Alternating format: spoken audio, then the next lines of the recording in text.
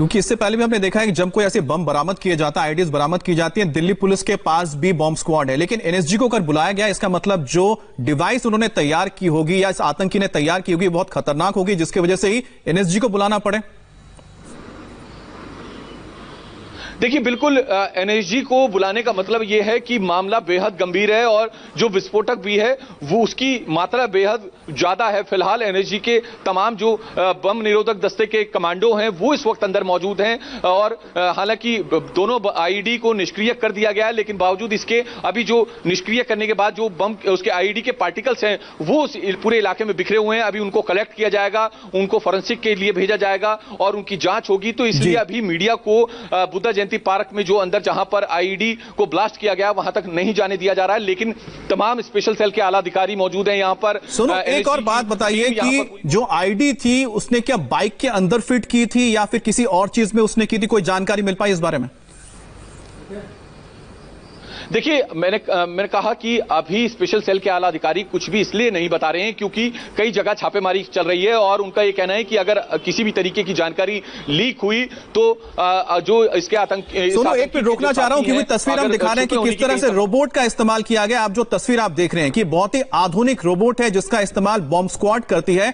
इसका इस्तेमाल तब किया जाता है जब जो आईडी बहुत खतरनाक हो, उसको टच करने से या फिर उसके किसी भी मूवमेंट से वो ब्लास्ट कर सकता है, तो उस वक्त इस रोबोट का इस्तेमाल किया जाता है। इस रोबोट में सामने दो आर्म्स होते हैं, ये जाता है आईडी के पास, बम के पास, उसको उठाता है, इसको बहुत ही ध्यान से फिर आगे लेके जाता है, फिर उसमें एक चार्ज किया जाता है। इसमें देखिए कैमरा भी लगा हुआ है, तो इससे दूर से ही इसको हम कह सकते हैं, जैसे आप ड्रोन देखते हैं, ड्रोन का इस्तेमाल किया जाता है, वैसे ही ये रिमोट कंट्रोल रोबोट्स का इस्तेमाल किया जाता है।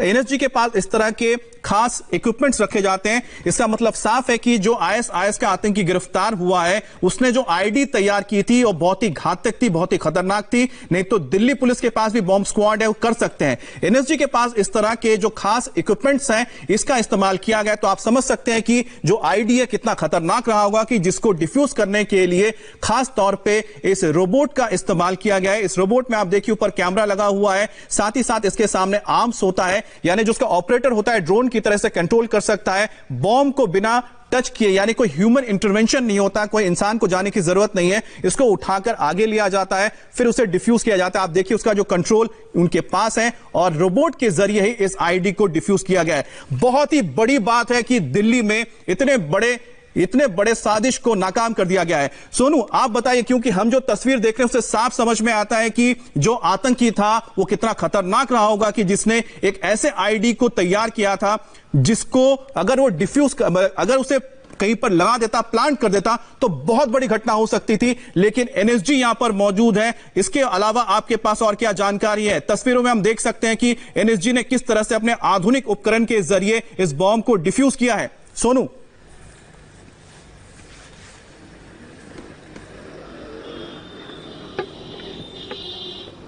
सोनू, आपको आवाज मिल रही है? जी बिल्कुल आवाज मिल रही है। आप सवाल एक बार दोहरा दें। हाँ सोनू, हम जो तस्वीर देख रहे हैं उसमें हम रिमोट वो देख सकते हैं, इक्विपमेंट रोबोट देख सकते हैं जिसके जरिए बॉम्ब को डिफ्यूज किया गया है।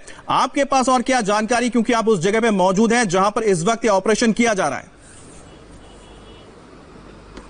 देखिए, बिल्कुल मैंने कहा ना, जैसा कि बिल्कुल अत्याधुनिक टीम जो है इस वक्त मौजूद है रोबोट को लेकर यहाँ पे। पूरा एक बड़ा दस्ता होता है एनएसजी कमांडोज का, जो कि पूरा दस्ता यहाँ पर मौजूद है। बॉम्ब स्क्वाड की टीम जो बॉम्ब को डिस्पोज करने के लिए जो पूरा एक बड़ा व्हीकल स्पेशली उसी आईडी या फिर बॉम्ब को निष्क्रिय करने के लिए बनाया जाता है, वो व्हीकल वो इस वक्त अंदर मौजूद है। पूरी टीम अंदर मौजूद है और इस वक्त दिल्ली पुलिस की स्पेशल सेल ने हम लोगों के साथ उस आतंकी के विजुअल भी शेयर किए हैं, मैंने शेयर किए हैं। अभी हम थोड़ी सी देर में जो है अपने दर्शकों को भी दिखाएंगे, लेकिन फिलहाल ये दिल्ली पुलिस की स्पेशल सेल के लिए बड़ी कामयाबी है कि किसी बड़ी घटना से पहले ही दिल्ली पुलिस की स्पेशल सेल ने आईएसआईएस के संदिग्ध को गिरफ्तार किया है। उसके पास से आईईडी बरामद हुए हैं, पिस्टल बरामद हुई है, कई राउंड फायरिंग हुई है। एनकाउंटर के बाद जो है दिल्ली में इस आतंकी को पकड़ा है। आमतौर पर हम लोग देखते हैं कि बड़े बड़े गैंगस्टर के साथ स्पेशल सेल का एनकाउंटर होता है, लेकिन मुझे नहीं लगता कि अभी कोई ताजा मामला ऐसा हो जिसमें आतंकी को पकड़ा और और वो भी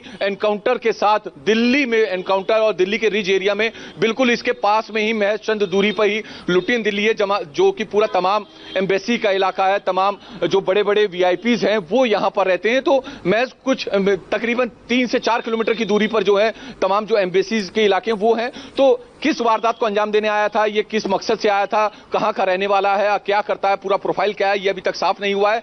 लेकिन दिल्ली पुलिस ने इसके कब्जे से मोटरसाइकिल भी बरामद की है। मोटरसाइकिल किसकी है, चोरी की है या फिर इसने कहीं से खरीदी है, या चोरी की मोटरसाइकिल है और कहीं से खरीदी है, ये तमाम पहलुओं पर, तमाम सवालों पर पूछताछ जारी है और जल्द ही बड़े खुलासे इस पूरे मामले में हो सकते हैं। सोनू, आपके पास कोई जानकारी मिल पाई इस बारे में कि आखिरकार जो आतंकी था बाइक से किस तरफ से कहां जा रहा था? क्या करोलबाग से धौलाकुआं की ओर जा रहा था या धौलाकुआं से करोलबाग की ओर जा रहा था?